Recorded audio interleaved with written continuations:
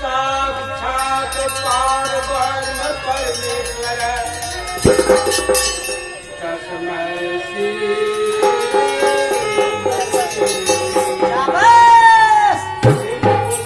सदगुरुदेव महाराज की जय। अपने माता पिता लागल है नरवा का मेला। अच्छा क्या लगल है? लागल है नरवा का मेला, गुरु गरबा का जमेला। शाबाश। ये है विश्वकर्मा का मेला। कहीं चल के फूल पतिया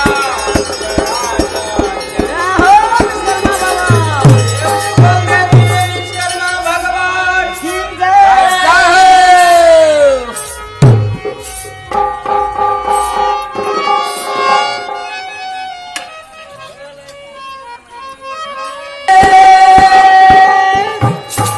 पाँच देव मेरी रक्षा करे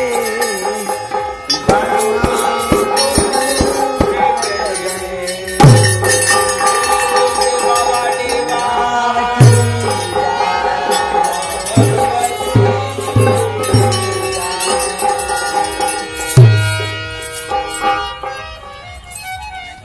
इंसान को हर भक्तों का देता है, ईमान इंसान को हर वक्त सदा देता है। मौका पाके इंसान बदल जाता है, धोखा खा के इंसान समझ जाता है। मेरा भी काम था खुदा से फरियाद करने, खुदा भी खुश होकर मुझ पर आए बच्चे।